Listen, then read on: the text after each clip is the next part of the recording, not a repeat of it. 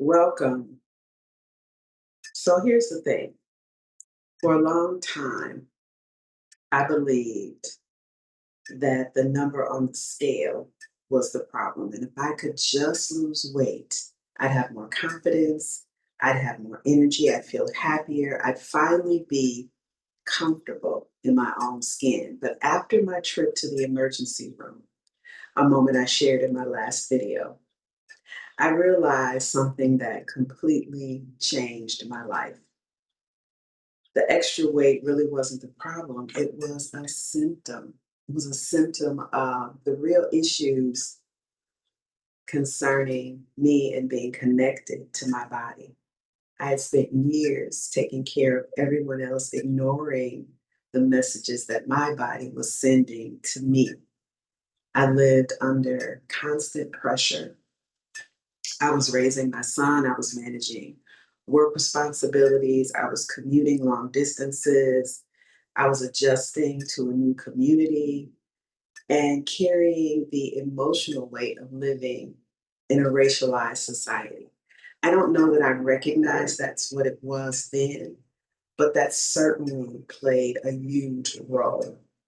I didn't even realize I wasn't just physically tired, right? My nervous system was becoming accustomed to simply surviving. And when we live in survival mode, your body responds exactly as it was designed to respond, right? It protects, it stores energy, it braces for the next thing that's coming. It's not weakness, and that's what we tend to think it is. It's actually biology, right?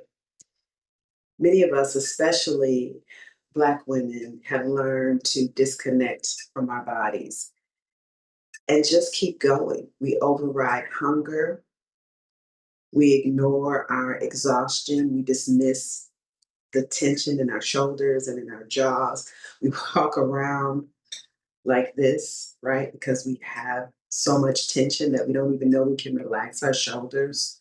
We silence our intuition. We become so focused on meeting everyone else's needs that we completely forget about ourselves, right? And if you're like me, you were told your entire life you have to be twice as good to get half as much. So you keep pushing. And you see sometimes examples of other people who have kept pushing and like their lives seem to be so much better than yours, right? You get caught in that comparison trap. So eventually, after focusing on everybody else, I had to realize that I wasn't living in my body. I was just living in what my mind was telling me, right? Keep going, always planning, always anticipating the next thing so that I could be ready, right? Also, I struggled with being perfect. Got to be perfect at everything you do. How much pressure was I putting on myself? And so that's called hypervigilance, right? Hypervigilance is when our nervous systems stay on high alert because we've learned that we have to always be prepared, right? So we're always on high alert. What are the folks called head on a swivel? Head on a swivel, right? That is hypervigilance. And it can develop after trauma, after chronic stress, caregiving, racism, unpredictable environments, um, of years of believing that resting for us isn't safe because we won't be perfect. We'll get behind, right? So it's actually a terrible way to live. Have you ever sat down to meditate and your thoughts were just racing? Almost as if you couldn't even close your eyes, right? That's why when I lead meditation, mindfulness, I give lots of options because that's actually being trauma informed, right? So I offer you can lower your gaze or close your eyes because, again, closing your eyes may not feel safe, right? So, where do you begin if you want to start your meditation journey? It is so good for resetting our nervous system, for giving us a moment to heal and to repair when we can slow the mind down and go within. We also find creativity, we find answers to questions that we may have in our lives about the direction of our lives. So that's one of the reasons why I'm doing this. I want us to find ease in everything that we do. I want us to find our passion. I want us to find our purpose so that we can lead with love and intention, right? And again, so we can live with that ease. So, if you want to start, and I highly encourage you to do so, your meditation practice. Your body is yearning for it. If you're here, please like and subscribe, right? If you've made it this far through this video, please do that. So, step one, you want to pause before you perform. So before checking your phone, right? Sometimes we wake up in the morning and the first thing we do is we check that phone. So before that, before answering emails, before taking care of everyone else, we need to just pause, right? So that's our first step. We want to take a slow inhale and try to take a longer exhale. That keeps us in the rest and digest. I was teaching a workshop once, and I think I was just talking about what I was going to do in terms of meditation. And a person raised their hand and they said, all I have to hear is someone say, take a deep breath. And that immediately reminds them to be calm, right? So, step two, notice whatever is going on without any judgment. Ask yourself, what am I feeling right now?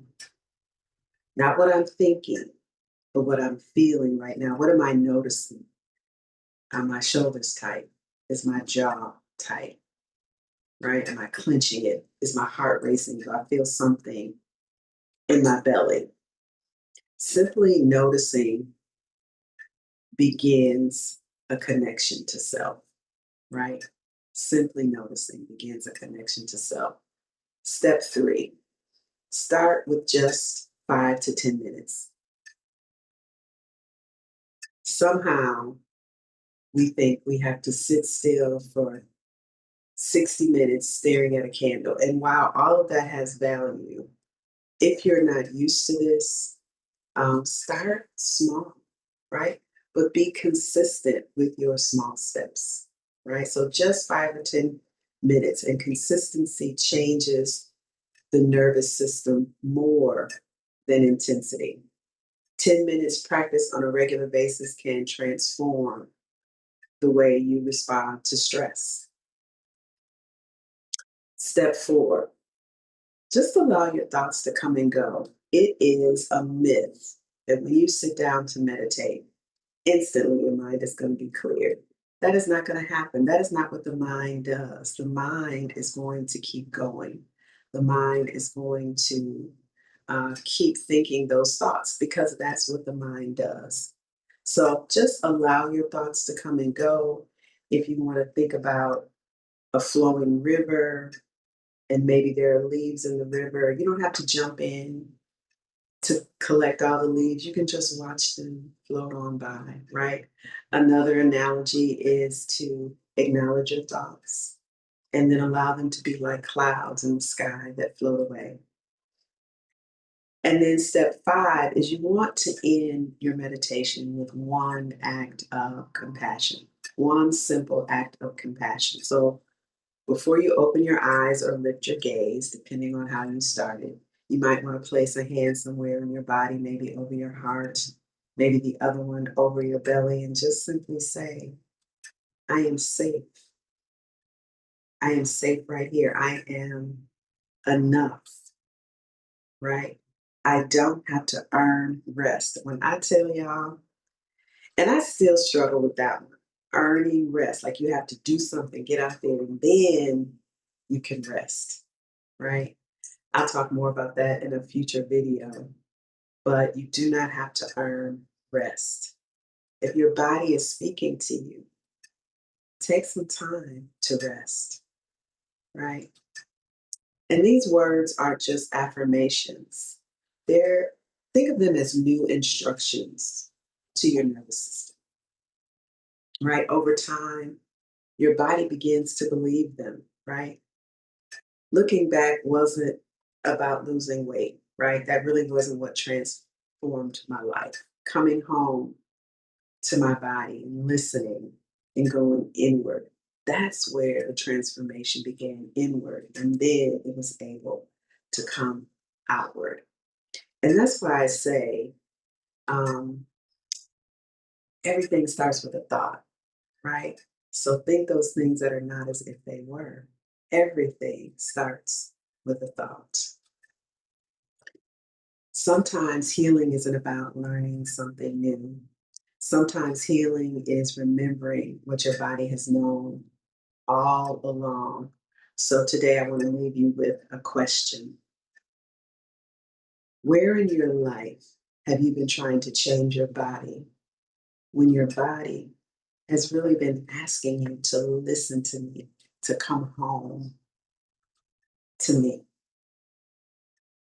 Take a couple of moments. You might want to journal. Maybe you want to use this time to just reflect. I call it let it marinate or let this experience integrate, right? You can write about it. You can pray about it. You can meditate on it. You can think about it. And remember, don't forget to remember what you already know. Again, if today's conversation encouraged you in any way, please subscribe to my channel, like this video, and share it with someone else who needs a reminder. And let them know that what is one way you're choosing to come home to yourself, right? Ask them that question. Ask it for the week. And until next time, be gentle with yourself, keep breathing, and don't forget to remember what you already know. Day 2.